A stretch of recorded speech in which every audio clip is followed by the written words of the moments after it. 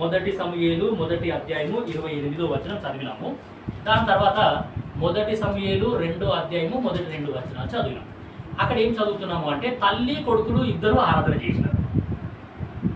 ఏమా తల్లి ఇంకా కొడుకు ఇద్దరు ఆరాధన చేసినారు. ఫస్ట్ మొదటి అధ్యాయము ఆఖరి వచనం చదివినాము. మొదటి సమూయేలు మొదటి అధ్యాయము ఆఖరి వచనం చదివినాము. అక్కడ ఏముందంటే ఆ బాలుడు అక్కడనే యెహోవాకు మ్రొక్కెను. మరి సమూయేలు యెహోవాకు మ్రొక్కిన ఏజ్ ఏంటి అని అంటే పాలు విడిచిన బాలుడు. ఏమా పాలు విడిచిన వాళ్ళు. సో మనందరికి బాగా తెలుసు హన్నా అనడానికి ఏం చేసింది, ప్రభువా నువ్వు నాకు కొడుకునిస్తే ఆ కొడుకు నీకే ఇచ్చేస్తా అని మొక్కుకున్నది. మొక్కుకున్న తర్వాత ఆమె ఏమి అనంటే సరే దేవుడు ఆమె ప్రార్థన విన్నాడు, ఆమె మనవి ఆలకించినాడు, ఆమె కన్సీవ్ అయింది. కన్సీవ్ అయిన తర్వాత ఏమి అనంటే ఆమె దేవుణ్ణి ఆరాధన చేసుకుని స్టార్ట్ చేసాడు. ఆమె ప్రభువా నువ్వు నా మనవి విన్నావు, నా గర్భం తెరిచినావు, నువ్వు ఖచ్చితంగా కుమారుణ్ణి ఇవ్వబోతున్నావు, నీకు వందనాలు అని ఆ యొక్క తల్లి దేవుణ్ణి ఆరాధన చేసుకుని స్టార్ట్ చేసింది. ఆమె తల్లి యొక్క ఆరాధనలో నుండి పుట్టుకొచ్చిన కుమారుడు ఎవరు? సమూయేలు. వాక్యం అర్థమవుతున్నది, వాక్యం అర్థం కావాలి. నేను పోయిన వారం ఒక ప్రాంతానికి వెళ్ళినాను సార్, తెలిసి వాళ్ళ వాక్యమే అర్థం కాదు. ఇప్పుడు వాళ్ళకి చెప్పిన మాటలే నేను మీకు చెప్తున్నాను, మీకు అర్థం కావాలి. తల్లి యొక్క ఆరాధనలో నుండి పుట్టుకొచ్చిన బాబు ఎవరు? సమూయేలు. సో కాబట్టి అందుకే ఆ తల్లి ఏం చేసిందంటే బాబుకి ఆరాధననే నేర్పించింది. నేర్పించిన మరో క్షణం ఇప్పుడు సమూయేలు ఆరాధన చేసినాడు. ఆయన ఆరాధన చేసినప్పుడు ఆయన వయసు అనేది ఎంత అంటే పాలు విడిచిన బాలుడు. సరే 3 years అని అనుకుందాం మనం, మనకు అర్థమయ్యేసరికి. సో 3 years బాబు దేవుణ్ణి ఆరాధన చేసినాడు. నిజం చెప్పాలంటే సమూయేలు చర్చికి వెళ్ళినాడు? వెళ్ళలేడు. చర్చ్ అంటే ఎట్లుంటుందో తెలుసా? తెలియదు. సో చర్చిలో వాక్యం చెప్తే ఎట్లుంటది, పాటలు పాడితే ఎట్లుంటది, వాయిద్యాలు వాయిస్తే ఎట్లుంటది, అవన్నీ సమూయేలుకు అయినా సరే చర్చికి వెళ్ళగానే ఫస్ట్ ఏం చేసినాడు ఆయన? ఎవరు నేర్పించినాడు సమూయేలుకి ఆరాధన? అన్న. సో తల్లి ఆరాధనలో నుండి పుట్టుకొచ్చినాడు కాబట్టి ఆ యొక్క తల్లి కుమారుడికి నేర్పించింది ఆరాధన అంటే ఇది అని. సో ఏమని ఆరాధన నేర్పించింది అంటే ఆ తర్వాత వచనాలు మనం చదవండి. 2వ అధ్యాయము 1వ వచనం. మరియు అన్నా విజ్ఞాపన చేసి ఇలాగనెను, నా హృదయము యెహోవా యందు సంతోషించుచున్నది. అక్కడ ఆగండి. నా హృదయము యెహోవా యందు సంతోషించుచున్నది. మొదటి అధ్యాయంలో హన్నా మొత్తం ఏడుస్తూనే ఉంది. ఆమె వైరి అయిన పెనిన్నా ఆమెను సూటిపోటి మాటలతోని ఆమెను హింసిస్తూనే ఉంది. నోటి మాట చేత ఆమెకు గాయం తగులుతుంది, ఆమె మనసుకు గాయం తగులుతుంది, ఆమె హృదయానికి గాయం తగులుతుంది. ఆమెకు ప్రశాంతత లేదు, మనశ్శాంతి లేదు. ఇంట్లో ఎప్పుడు ఇదే సూటిపోటి మాటలు, ఇవే నిందలు, ఇవే అవమానాలు. ఎంతసేపు ఏమి అనంటే తల దించుకొని ఉండడం. సో కాబట్టి ఇక్కడ హన్నా ఏమంటుందంటే నా హృదయము యెహోవా యందు సంతోషిస్తున్నది. యేసుక్రీస్తు ప్రభువు వారు చేసిన మేలేంటి అనంటే మన నిందను తొలగించేసినాడు, మన అవమానాన్ని తొలగించేసినాడు, మన దుఃఖాన్ని తొలగించేసినాడు, మన కన్నీరుని తుడిచేసినాడు అనే సంగతి నువ్వు నేను జ్ఞాపకం చేసుకుంటే చాలా అద్భుతంగా ఉంటుంది.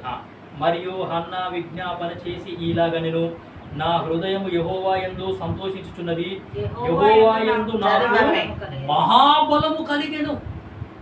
ఒక వ్యక్తి నిందిస్తూ ఉంటే, అవమానపరుస్తూ ఉంటే, సూటిపోటి మాటలతోని ఆయన ఏమి అనంటే బూతులు తిడుతూ ఉంటే మనం బలంగా ఉంటామా బలహీనంగా ఉంటాము? ఖచ్చితంగా బలహీనంగానే అయిపోతాం. కానీ హన్నాకి ఎలాంటి బలం కలిగిందంట? మహాబలం. మామూలు బలం కాదు, మహాబలం. యెహోవా యందు నాకు మహాబలము కలిగేను. ఇక ఎన్ని శ్రమలైనా సరే నేను తట్టుకుంటాను, ఎన్ని ఇబ్బందులు వచ్చినా సరే నేను ఓర్చుకుంటాను. దేవుడు నాకు బలం ఇచ్చినాడు, అవన్నిటినీ దేవుడు తొలగించేసినాడు. ఇప్పుడు ఎంతటి బలం వచ్చిందంటే అందరికీ నేను సమాధానం చెప్పేస్తా, దేవుని కార్యాలు అందరిలో నేను వివరించేస్తా. దాని తర్వాత నీ వలని రక్షణను బట్టి సంతోషించుచున్నాను, నా విరోధుల మీద నేను అతిశయపడుదును. సో నా విరోధుల మీద నేను అతిశయపడుతున్నాను. ఇప్పుడు నాకు అతిశయం వచ్చింది, నా యొక్క అవమానాన్ని, నా యొక్క నిందని నువ్వు తొలగించేసినావు ప్రభువా అని చెప్పేసి అన్న ఇక్కడ ఆరాధన చేస్తుంది. సో పాపాన్ని బట్టి మానవుడికి ప్రశాంతత లేదు, పాపాన్ని బట్టి మానవుడికి నెమ్మది లేదు, పాపాన్ని బట్టి సిగ్గు, నింద, అవమానము. సామెతలు 14 ఆఖరి 2 వచనాలు చదివితే మనకు అర్థమవుతుంది. పాపము ప్రజలకు అవమానం తెచ్చును అని మాట్లాడుతున్నాడు. సో కాబట్టి పాపాన్ని బట్టి నీకు నాకు అవమానం వచ్చింది, పాపాన్ని బట్టి నీకు నాకు సిగ్గు వచ్చింది, పాపాన్ని బట్టి మనము దేవుని ఎదుటికి దేవుని సన్నిధికి రాలేకపోతున్నాం. ఆ పాపం అనేది మనల్ని దేవునికి దూరం చేసింది. సో యేసుక్రీస్తు ప్రభువారు దయగల దేవుడు, జాలిగల దేవుడు, ఆయన పాపుల రక్షకుడు. పాపులని ప్రేమించినాడు, పాపాన్ని ద్వేషించినాడు. పాపులని రక్షించడానికి యేసుక్రీస్తు ప్రభువారు రక్షకుడుగా ఈ లోకానికి వచ్చినాడు. ఆయన అనుగ్రహించిన రక్షణను బట్టి నేను సంతోషిస్తున్నాను అని ఇక్కడ హన్నా అంటా ఉన్నది. సో హన్నాకి రక్షణ లేదు, ఆమెకి ఏమి అనంటే నింద, అవమానము, సిగ్గు, బాధ, వేదన ఇవే ఉన్నాయి. నా పరిస్థితులు ఎప్పుడు మారుతాయి, ఈ పరిస్థితులలో నుండి నేను ఎప్పుడు బయటికి వస్తాను, ఈ శ్రమల నుండి నేను ఎప్పుడు కోలుకుంటాను అని ఎదురు చూసింది. సో అట్లా ఎదురు చూసిన క్షణం వచ్చేసింది. ఆమె యొక్క శ్రమలలో నుండి దేవుడు ఆమెను బయటకు తీసుకొని వచ్చినాడు, రక్షించేసినాడు. సో కాబట్టి పాపం వల్ల వచ్చే జీతం మరణం అని వాక్యంలో రాయబడింది. సో కాబట్టి ఆ యొక్క మరణాన్ని మనకి బదులుగా యేసుక్రీస్తు ప్రభువు వారు పొందుకున్నారు. దాన్ని నమ్మడమే రక్షణ అని మనము అంటాం. సో పాపాన్ని బట్టి మానవుడు వెళ్ళే స్థలం అనేది రెండో మరణము. అది అగ్ని ఆరదు, పురుగు చావదు అని వాక్యంలో రాయబడ్డది. మండుతూనే ఉండాలి, మండే అగ్నిలోనికి నువ్వు నేను వెళ్ళిపోవాలి. సరే చూద్దాం. దాని తర్వాత రెండో అధ్యాయము 2వ వచనం. మొదటి సమూయేలు 2వ అధ్యాయము 2. యెహోవా వంటి పరిశుద్ధ దేవుడు ఒక్కడునూ లేడు. యెహోవా వంటి పరిశుద్ధ దేవుడు ఒకడునూ లేడు. నీవు తప్ప మరి ఏ దేవుడును లేడు. నీవు తప్ప మరి ఏ దేవుడును లేడు. మన దేవుని వంటి ఆశ్రయ దుర్గం ఏదియూ లేదు. మన దేవుని వంటి ఆశ్రయ దుర్గం ఏదియూ లేదు. ఈ మాట మనం ధ్యానించి మనం ఆరాధనలో ప్రవేశిస్తాం. యెహోవా వంటి పరిశుద్ధ దేవుడు ఇంకొకడు లేడు అనే సంగతి మనం చూస్తున్నాం. సో యెహోవా వంటి పరిశుద్ధ దేవుడు ఇంకొకడు లేడు. ఈ దేవునితో పాటు అంటే పరిశుద్ధతలో ఈ దేవునితో సాటి అయిన దేవుడు ఇంకొకడు లేడు అనే మాట మనం ఇక్కడ చూస్తున్నాం. రెండోది, నీవు తప్ప మరి ఏ దేవుడును లేడు అంటే నీవు తప్ప బ్రతికి ఉన్న దేవుడు ఇంకెవరు కూడా లేడు అని అర్థం. మిగతా వాళ్ళంతా చనిపోయిన దేవుళ్ళు, ఈ ఒక్కడే బ్రతికి ఉన్న దేవుడు అని అర్థం. సో ఒకటి, యెహోవా వంటి పరిశుద్ధ దేవుడు ఎవరు లేడు. రెండోది, యెహోవా వంటి జీవం గల దేవుడు ఇంకొకడు లేడు. దాని తర్వాత మూడోది, యెహోవా వంటి ఆశ్రయ దుర్గము ఇంకొకటి లేదు అనే సంగతి మనకి ఇక్కడ కీర్తన 71:19 చూడండి. కీర్తన 71:19 మంచి మాట ఉంటుంది కదా. కీర్తన 71:19. దేవా, నీ నీతి మహా ఆకాశమంత ఉన్నతమైనది. గొప్ప కార్యములు చేసిన దేవా, ఊరుకోనా, గొప్ప కార్యములు చేసిన దేవా, నీతో సాటి అయిన వాడెవడు. నీతో సాటి అయిన వాడెవడు. ఈ దేవుని లాగా కార్యాలు చేసే వాళ్ళు ఇంకొకరు ఎవరు కూడా లేరు. అర్థమవుతుందండి. 71:19 మనం చదివినాం. సామ్ 71:19 71:19 మనం చదివినాము. గొప్ప కార్యములు చేసిన దేవా, నీతో సాటి అయిన వాడు ఎవడు లేడు. So there is no other god which can be compared in doing wonders with this God. ఈ దేవుడు చేసిన అద్భుతముల వంటి అద్భుతాలు చేసే దేవుడు ఇంకొకడు లేడు. సో పరిశుద్ధతలో ఆయనతో సాటి అయిన వాడు ఎవడు లేడు. బ్రతికి ఉన్న దేవుడు ఈయనొక్కడే, బ్రతికి ఉన్న దేవుడు ఇంకొక దేవుడు లేడు. దాని తర్వాత ఈ దేవునిలాగా ఆశ్రయం ఇచ్చే దేవుడు ఇంకొకడు లేడు. ఇప్పుడు చూసినాము ఈ దేవునిలాగా కార్యాలు చేసే దేవుడు ఇంకొకడు లేడు. 86వ కీర్తన 8-9 వచనాలు. 86వ కీర్తన 8-9 వచనాలు. కీర్తన 86:8-9 వచనాలు. ప్రభువా, నీవు మహాత్యము గలవాడవు. నీవు మహాత్యము గలవాడవు. ఆశ్చర్యకార్యములు చేయువాడవు. ఆశ్చర్యకార్యములు చేయువాడవు. నీవే అద్వితీయ దేవుడవు. నీవే అద్వితీయ దేవుడవు. ప్రభువా, దేవతలలో నీ వంటి వాడు లేడు. నీ వంటి వాడు లేడు. నీ కార్యములకు సాటి అయిన కార్యములు చూసారా అబ్బా. సో నీ కార్యములకు సాటి అయిన కార్యములు ఉంటున్నా, నీ కార్యములకి సాటి అయిన కార్యములు కూడా లేవు. నువ్వు ఎటువంటి కార్యాలు అయితే చేసినావో అటువంటి అంతే సమానంగా పనులు చేసిన వాళ్ళు వేరే వాళ్ళు ఎవరు కూడా లేరు. ఉదాహరణకి కలుగులు గాక అనంటే అన్ని కలిగిపోయినాయి. అంతటి శక్తి ఇంకా వేరే వాళ్ళకి ఎవరికి లేదు అని అర్థం. ఆకాశంలో నుండి మన్నా కురిపించినాడు అనే సంగతి మనకు తెలుసు. సో అటువంటి కార్యాలు చేసిన వాళ్ళు ఇంకొకరు లేరు. పంటలో నుండి నీళ్ళు వచ్చినాయి, వాళ్ళు త్రాగినారు, తృప్తి చెందినారు. సో ఇవి అద్భుత కార్యాలు. సో అన్నిటికంటే ఆశ్చర్య కార్యం, అన్నిటికంటే అద్భుత కార్యం ఏంటి అంటే మానవాళికి దేవుడు అనుగ్రహించిన రక్షణ. అది చాలా గొప్పది, చాలా విలువైనది. యేసుక్రీస్తు ప్రభుల వారు కొట్టబడ్డాడు, యేసుక్రీస్తు ప్రభుల వారు విరుగొట్టబడ్డాడు, యేసుక్రీస్తు ప్రభుల వారు నలుగగొట్టబడ్డాడు. నేను ఒకరోజు ప్రయాణం చేస్తుంటే బస్సులో ఒక మేస్త్రి ఎక్కినాడు. ఆ యొక్క మేస్త్రి చాలా పెద్ద సుత్తి పట్టుకున్నాడు. ఆయన హ్యామర్ అంటాం కదా, సో సుత్తి చాలా లావు ఉంది. అది ఇంత లావు ఉంది, చాలా పెద్ద కామ ఉన్నది దానికి. అన్ని స్టీల్తో చేసినవే ఉన్నాయి. సో ఆ యొక్క కొద్దిసేపటి వరకు ఆయన కూర్చున్న కుర్చీ మీద ఆ యొక్క సుత్తినే చూస్తా కూర్చున్నాను. నా దృష్టి మొత్తం ఆ సుత్తి మీదకే పోయింది. ఆ సుత్తినే చూస్తా కూర్చున్నా. ఆ సుత్తిని చూస్తా కూర్చుంటే అంటే ఒక్క 10 నిమిషాలు చూసిన తర్వాత నాకు వచ్చిన ఆలోచన ఏంటి అంటే బహుశా యేసుక్రీస్తు ప్రభుల వారికి అటువంటి సుత్తితోనే మేకులు కొట్టినారేమో. యేసుక్రీస్తు ప్రభుల వారి చేతులకి కాళ్ళకి మేకులు కొట్టినారు. ఆ మేకులు కొట్టడానికి ఒక సుత్తి వాడినారు. బహుశా ఆ సుత్తి ఇలానే ఉన్నదేమో. ఇంత బలమైన సుత్తితోని, ఇంత లావుపాటి సుత్తితోని యేసుక్రీస్తు ప్రభుల వారి చేతులకి కాళ్ళకి మేకులు కొట్టిండొచ్చు. ఎంత నొప్పి, ఎంత బాధ, ఎంత వేదన యేసుక్రీస్తు ప్రభుల వారు నీ కొరకు నా కొరకు అనుభవించినాడు అనే సంగతి నాకు అర్థమైన తర్వాత నేను మనసులోనే దేవుణ్ణి ఆరాధన చేసినాను. ప్రభువా, నువ్వు మాకు ఇచ్చిన రక్షణ ఎంత గొప్పది, నువ్వు మాకు ఇచ్చిన విడుదల ఎంత గొప్పది, ఎంత గొప్పది అని నేను హృదయంలోనే దేవుని ఆరాధన అనేది చేసినాను. సో కాబట్టి ఏమైనా దేవుని బిడ్డలారా, యేసుక్రీస్తు ప్రభుల వారు మనకు అనుగ్రహించిన రక్షణ అనేది చాలా గొప్పది అండ్ చాలా విలువైనది. 89వ కీర్తన 6వ వచనం. 89:6 చూడండి. యెహోవాకు సాటి అయిన వాడెవడు, దైవపుత్రులలో యెహోవా వంటి వాడెవడు. సో మనం ఏం చూస్తున్నాము అంటే మన దేవుణ్ణి ఇతర దేవుళ్ళతో కంపేర్ చేస్తే ఎట్లా ఉంటది అనే సంగతి మనం చూస్తున్నాం. సో దైవపుత్రులలో యెహోవా వంటి వాడెవడు. చదవమ్మ ముందుకి. పరిశుద్ధ దూతల సభలో ఆయన మిక్కిలి భీకరుడు తన చుట్టూనున్న వారందరికంటే భయంకరుడు. యెహోవా సైన్యములకు అధిపతియగు దేవా, యెహోవా నీ వంటి బలాఢ్యుడెవడు, నీ విశ్వాస్యత చేత నీవు ఆవరింపబడి ఉన్నావు.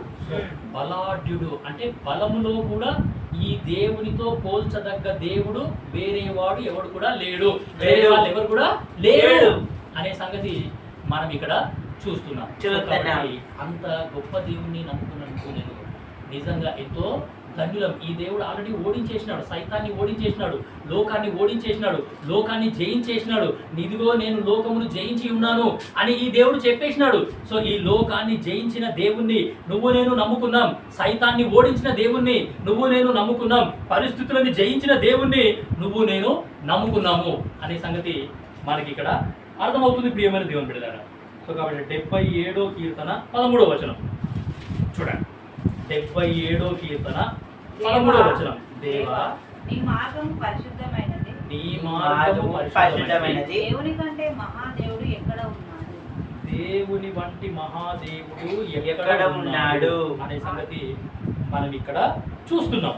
సో దేవుని వంటి మహాదేవుడు ఎక్కడ ఉన్నాడు. సో కాబట్టి ప్రియమైన దేవుని బిడ్డలారా, ఈ దేవుని కంటే మహాదేవుడు లేడు, ఈ దేవుని కంటే గొప్ప దేవుడు లేడు, ఈ దేవునిలాగా కార్యాలు చేసే దేవుడు ఎవరు కూడా లేడు, ఈ దేవునిలాగా ఏమి అంటే ఆశ్రయించే దేవుడు ఎవరు లేరు, ఈ దేవునిలాగా రక్షించే దేవుడు కూడా ఎవరు లేరు. 35వ కీర్తన 10వ వచనం. 35:10 కీర్తన 35:10. అప్పుడు యెహోవా ఉమ్. నీ వంటి వాడెవడు నీ వంటి వాడెవడు మించిన బలము గల వారి చేతి నుండి మించిన బలము గల వారి చేతి నుండి దీనులను దీనులను దోచుకొని దోచుకొని వారి వారి చేతి నుండి దీనులను దీనులను దరిద్రులను దరిద్రులను విడిపించువాడవు నీవే అని నా నా ఎముకలన్నీయు ఎముకలన్నీ చెప్పుకొను. ఏం మాట అండి ఇది? ఆ భక్తుని లోపల ఉన్న ఎముకలు చెప్తున్నాయంట ఈ మాటలు. పుట్టి నోటి మాట కాదు. ఆ యొక్క భక్తుని లోపలున్న ఎముకలు ఏమని చెప్తున్నాయంటే, యెహోవా నీ వంటి వాడెవడు మించిన బలము గల వారి చేతి నుండి దీనులను దోచుకొని వారి చేతి నుండి దీనులను దరిద్రులను విడిపించు వాడవు నీవే.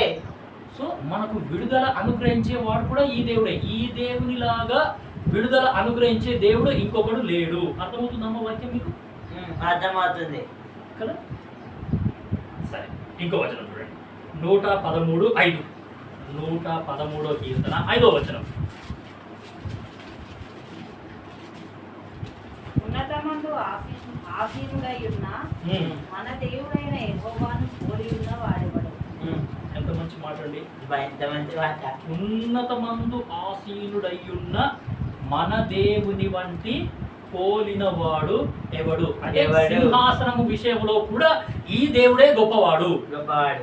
ఈ దేవుని కంటే ఉన్నతమైన సింహాసనం ఇంకా వేరే ఏ దేవుని కూడా లేదు. అర్థమవుతుందండి వాక్యం? సో ఆకాశము ఆయన సింహాసనము, భూమి ఆయన పాదపీఠము. ఆయన సింహాసనం ఎక్కడో ఆకాశంలో ఉంది. అంత ఆయన కంటే మించిన సింహాసనము ఇంకా వేరే ఎవరిది కూడా లేదు అనే సంగతి మనకి ఇక్కడ అర్థమవుతుంది. సరే, ఇంకొక మాట చూద్దాం. మీకా 7వ అధ్యాయము 18వ వచనం ముగించాం. మీకా 7వ అధ్యాయము 18వ వచనం. మీకా పుస్తకము 7వ అధ్యాయము 18వ వచనం. తన స్వాస్థ్యములో శేషించిన వారి దోషములను పరిహరించి వారు చేసిన అతిక్రమముల విషయమై వారిని క్షమించు దేవుడైన నీతో సముడైన దేవుడు ఉన్నాడా? క్షమించే విషయంలో కూడా ఈ దేవునితో సముడైన దేవుడు ఎవరు కూడా లేరు. సో యేసుక్రీస్తు ప్రభుల వారు క్షమించే దేవుడు. యేసుక్రీస్తు ప్రభుల వారు నిన్ను నన్ను క్షమించిన దేవుడు. వేరే ఏ దేవుళ్ళు కూడా ఈ దేవునిలాగా క్షమించలేరు. అసలు క్షమించుట అంటే వాళ్ళకి తెలియదు కూడా. అసలు ఈ దేవుడు ఒక్కడే క్షమించేవాడు. క్షమించే విషయంలో ఈ దేవునితో సాటి అయిన దేవుడు కూడా ఎవరు లేరు. సో యేసుక్రీస్తు ప్రభుల వారు అందరినీ క్షమించే దేవుడు. చిన్న వాళ్ళనైనా సరే, పెద్ద వాళ్ళనైనా సరే, చిన్న పాపాలైనా సరే, పెద్ద పాపాలైనా సరే, అందరినీ యేసుక్రీస్తు ప్రభుల వారు క్షమించే దేవుడు. ఆయన క్షమించని పాపం అనేది అసలు ఏది కూడా లేదు. సర్వలోక పాపముల కొరకు యేసుక్రీస్తు ప్రభుల వారు శిలువ మీద చనిపోయినాడు. ఆయన రక్తం కార్చినాడు. ఆయన మరణం పొందినాడు, సమాధి చేయబడ్డాడు, తిరిగి 3వ దినమున తిరిగి లేచినాడు. పాప క్షమాపణ పొందుకున్న వాళ్ళందరినీ యేసుక్రీస్తు ప్రభుల వారు ఆయనతో పాటు తీసుకుని వెళ్తాడు. పాప క్షమాపణ పొందుకోకుండా నా ఇష్టం వచ్చినట్టు నేను జీవించాను అనుకోండి, దిస్ ఈజ్ మై లైఫ్, నా ఇష్టము, నేను ఎట్లయినా జీవిస్తాను, అడగనికే నువ్వెవరివి, నీకేం హక్కు ఉంది, నా కష్టం, నేను కష్టపడుతున్నా, నేను తాగుతా, తందనాలాడుతా, తిరుగుతా, చేసుకుంటా, అడగనికే నువ్వెవరివి, నా కష్టం నా ఇష్టం, చదువుకుంటే చదువుకుంటా, లేకపోతే బజార్లో తిరుగుతా, అడగనికే నువ్వెవరివి, నువ్వేమైనా పెడుతున్నావా నాకు అంటే లోకంలో, నాకైతే నా ఇష్టం, నేను సంపాదించుకుంటున్నా, లేదు తిరుగుతా, తందనాడుతా, ఏమన్నా చేస్తా. నీకు భార్య పిల్లలు లేదంటే నా భార్య పిల్లల గురించి నీకెందుకే, నీకెందుకు నువ్వేమైనా చేస్తున్నావా అని అంటారు. సో నాకు పాప క్షమాపణ అవసరం లేదు, నాకు ఏ స్థలం అవసరం లేదు అని అంటే ఒక మంచి స్థలం ఉన్నది. సో దాన్ని ఏమి అని అంటాము అంటే బైబిల్లో నరకము అని అంటారు. అక్కడ అగ్ని అనేది నిత్యము మండుతూనే ఉంటుంది. మంటలు నిత్యం మండుతూనే ఉంటాయి. ఒక్కసారి మనల్ని కనుక ఆ యొక్క అగ్నిలో వేసేసినాం అనుకోండి, జీవితాంతం కాల్పుతూనే ఉండాలి, కొడుతూనే ఉండాలి, రొమ్మ బద్దలు కొట్టుకొని ఏడుస్తూనే ఉండాలి. ఈ స్థలం నుండి మమ్మల్ని విడిపించండి, ఈ స్థలం నుండి మమ్మల్ని విడిపించండి, ఇది చాలా భయంకరంగా ఉంది, చాలా ఘోరంగా ఉంది, ఈ స్థలము ఉందన్న తెలిసి ఉంటే నేను అసలు ఇటువంటి స్థలానికి రాకుంటే, ఆ యేసు ప్రభుని నేను ఎప్పుడో నమ్ముకుంటుంటే, నేను వేస్ట్ పని చేసిన, నేను మూర్ఖ పని చేసిన, దయచేసి ఈ స్థలం నుండి నన్ను విడిపించండి, విడిపించండి, విడిపించండి, విడిపించండి, విడిపించండి. అక్కడికి పోయిన తర్వాత ఏడుస్తే లాభం లేదు. ఇక్కడ ఉన్నప్పుడే ఏడవాలి, మనం బ్రతుకున్నప్పుడే ఏడవాలి. మేము చిన్నగా ఉన్నప్పుడు మా నాయన మాకు చెప్పినప్పుడు పరలోకం అనేది పైన ఉంది, నరకం అనేది కింద ఉన్నది. మన కింద ఈ భూమి కింద పాతాళం అంటే ఎక్కడో లోపల ఉంది. ఈ రెండుకి మధ్యలో మనం ఉన్నాం. ఇప్పుడు ఈ మధ్యలో ఉండి నువ్వు పైకి వెళ్తావా కిందికి వెళ్తావా అనేది నువ్వే డిసైడ్ చేసుకోవాలి. మా నాయన చెప్తున్నాడు. సరేనా? యేసు ప్రభుని నమ్ముకొని, ప్రభువా నేను పాపాత్ముని, దయచేసి నన్ను క్షమించు, నీ రక్తంతో నన్ను కడుగు అని అంటే వెంటనే ఏ మాత్రం కూడా ఆలస్యం చేయకుండా యేసు ప్రభు మనల్ని క్షమించేస్తాడు. వెంటనే ఆయన దగ్గర ఒక జీవగ్రంథం ఉంది. ఆ జీవగ్రంథంలో మన పేరు రాసేసుకుంటాడు. ఫలానా రోజు, ఫలానా డేట్ రోజు, ఫలానా వ్యక్తి ఆయన పాపాలు ఒప్పుకున్నాడు, ఆయన పాపాలు నేను క్షమించేసినాను, ఆయన విశ్వసించినాడు అని ఆ జీవగ్రంథంలో ఆయన పేరు రాసుకుంటాడు. ఒకవేళ వద్దు, నాకు యేసు ప్రభు వద్దు, అసలు దేవుడే లేడు, ఎవరూ లేరు, నాకు వద్దే వద్దు అని అంటే ఆ యొక్క నరకం అనేది కంపల్సరీ. సో కాబట్టి నేను ఎక్కడికి వెళ్ళాలా అనేది అది నేనే డిసైడ్ చేసుకోవాలి. సో రక్షణ అంటే అదే అన్నమాట. ఆ నరకం నుండి దేవుడు మనల్ని రక్షించినాడు. రక్షణ అంటే అది ఆ స్థలం నుండి నేను రక్షింపబడ్డాను, నేను ఆ స్థలానికి వెళ్ళను అని ఖచ్చితమైన నిశ్చయిత కలిగి ఉంటా.